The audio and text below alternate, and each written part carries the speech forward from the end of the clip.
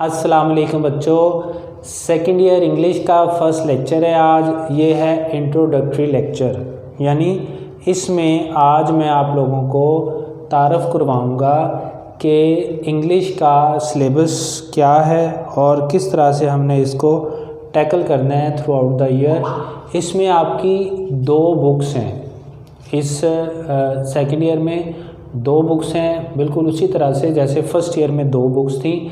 First year में थी book 1 और बुक 3, इसी तरह जो सेकेंड ईयर है उसमें बुक 2 और बुक 4 हैं। तो बुक 2 जो है उसके 2 पार्ट्स हैं, बुक 2 के 2 पार्ट्स हैं।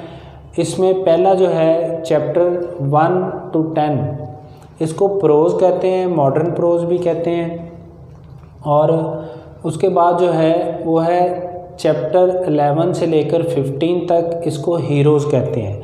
यानी टोटल 15 चैप्टर है और इसको 2 पार्ट्स में डिवाइड किया है। पहले 10 चैप्टर जो हैं उसको प्रोज़ कहते हैं और उसके बाद 11 से 15 चैप्टर जो हैं उसको हीरोज़ कहते हैं। तो प्रोज़ जो हैं वो आम शॉर्ट स्टोरी टाइप चैप्टर्स हैं जिस तरह हमने फर्स्ट ईयर में पढ़े हैं। और हीरोज़ जो हैं ये हीरोज़ रियल हीरोज़ हैं लाइफ के, जिन्होंने ज़िंदगी में कुछ ना कुछ अचीव किया, बहुत ऐसा अचीव किया कि जिसमें पूरी इंसानियत की इन्होंने खिदमत की, और इसीलिए इनको जो है वो हीरोज़ कहा जाता है। 5 चैप्टर ये हैं, ये हम पढ़ेंगे। उसके बाद जो है वो बुक 4 है।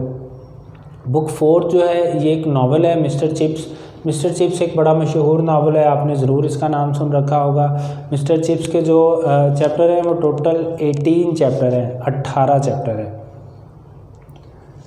ठीक है। उसके बाद जो है वो देखते हैं ऑब्जेक्टिव आपका।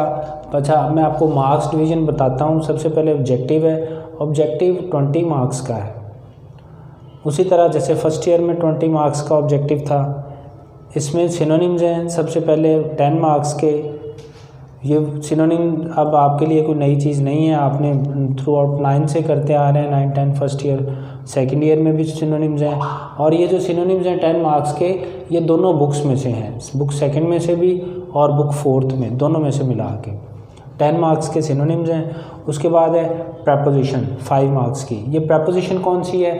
ये वही प्रपोजिशन है जो आपने 10th में की थी, आपको याद होगा। जैसे ही इज़ गोइंग टू स्कूल, तो इसमें टू जो है वो प्रपोजिशन है। Who is knocking at the door, तो इसमें जो एट है वो प्रपोजिशन है। आपको याद आ गया होगा, 10th में आपने की थी ये, तो दोबारा फिर हमने ये सेकेंड ईयर में करनी है। उसके बाद करेक्शन है। करेक्शन में आपको 9th से बताता आ रहा हूँ कि 9th में करेक्शन है, 10 में भी है, उसके बाद फर्स्ट ईयर में भी है और सेकेंड ईयर में भी है। लेकिन ये थोड़ी सी डिफरेंट है। आपने 9th, 10th और फर्स्ट ईयर में जो करेक्शन की है वो करेक्शन ऑफ वर्ब है, उसमें सिर्फ हम टेंसेस को करेक्ट करते हैं। लेकिन ये जो करेक्शन है ये ज़रा थोड़ी डिटेल्ड है, इसमें हम पार्ट्स ऑफ स्पीच की करेक्शन भी करेंगे और थ्रू आउट इसमें सारी करेक्शन जो है वो शामिल होगी। तो ये 10 मार्क्स के सिनोनिम्स हैं, 5 की प्रपोजिशन और 5 की करेक्शन है। ये टोटल आपके 20 मार्क्स हैं। ऑब्जेक्टिव जो है वो है 20 मार्क्स का। उसके बाद जो है सब्जेक्टिव है। सब्जेक्टिव में सबसे पहले प्रोज़। अब आपको पता है प्रोज़ क्या होती है, मैंने आपको बताया था बुक 2 के जो फर्स्ट 10 चैप्टर हैं उनको प्रोज़ कहते हैं।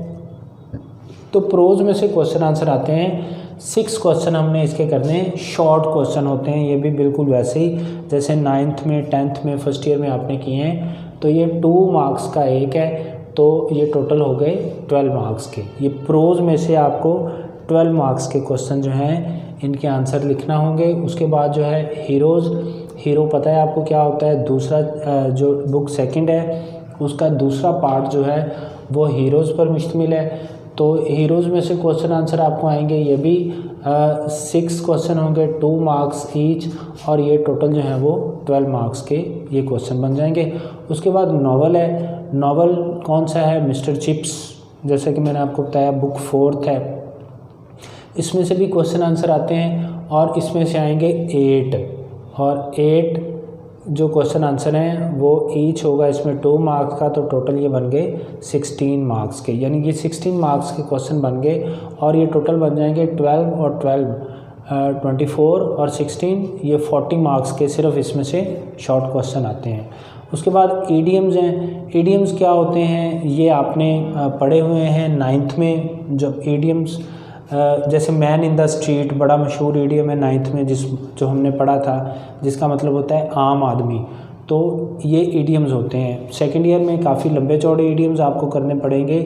ये तकरीबन जो है वो 300 से 350 तक ईडियम्स जो है वो हम सेकेंड ईयर में करेंगे। ये आपको आते हैं 5 ईडियम आपने अटैम्प्ट करने हैं। 2 मार्क्स का ईच है, तो ये आपके 10 मार्क्स के ईडियम बन जाएंगे। इनके आपने जुमले बनाने होते हैं उसी तरह से जिस तरह 9th में बनाए थे। उसके बाद ऐसे है, ये वही ऐसे है जो आपने 10th में किए थे। ये ऐसे जो है आपको पेपर में 4 ऐसे आते हैं। 4 ऐसे में आपके पास ऑप्शन होता है, चॉइस होती है कि आपने कौन सा कोई सा भी एक ऐसे जो है वो आप कर सकते हो। तो ये टोटल जो है वो एक ऐसे 15 मार्क्स का होता है। 15 मार्क्स का एक ऐसे बन गया। उसके बाद जो 6 क्वेश्चन है वो आता है ट्रांसलेशन इनटू इंग्लिश, यानी कि फर्स्ट ईयर में आपने क्वेश्चन किया था ट्रांसलेशन जो है वो इनटू उर्दू यानी इंग्लिश का पैराग्राफ आपको दिया गया था 15 मार्क्स का, जिसको आप उर्दू में ट्रांसलेट करते हो। लेकिन इसमें काम उलट है। उलट इस तरह से है कि इसमें आपको उर्दू का एक पैराग्राफ दिया जाएगा जिसको आपने इंग्लिश में ट्रांसलेट करना है, और ये पैरा जो है वो आपके लिए अननोन होगा, यानी ये कहीं से भी उठा के दे देगा। इसका कोई सिलेबस नहीं है। जैसे फर्स्ट ईयर में आपके 15 चैप्टर है और वो पैराग्राफ 15 चैप्टर्स के अंदर से ही आता है, लेकिन सेकंड ईयर में ऐसा नहीं है। ये वाला जो पैराग्राफ है ये उसकी मर्ज़ी है, वो जहाँ से मर्ज़ी उठा के दे सकता है। इसलिए आपको इसके लिए अपनी ट्रांसलेशन जो है उसको बहुत अच्छा करना पड़ेगा। इसके बाद ये एक ही पैराग्राफ आएगा, इसमें कोई चॉइस नहीं है। ये 15 मार्क्स का आपका होगा। तो ये अगर हम टोटल करें तो ये 40 और 10 50 और ये 30 मिला के टोटल 80 मार्क्स बन जाते हैं। ये सब्जेक्टिव जो है वो आपका 80 मार्क्स का है और जो आपका ऑब्जेक्टिव है ये आपका 20 मार्क्स का है। तो इस तरह से कुल मिला के जो आपका पेपर है वो 100 मार्क्स का बन जाता है। मैं हमेशा स्टूडेंट्स को कहता हूँ कि अगर हम इसको सेकेंड ईयर की इंग्लिश को कंपेयर करते हैं फर्स्ट ईयर की इंग्लिश के साथ, तो सेकेंड ईयर की जो इंग्लिश है ये मुश्किल है as compare to first year English.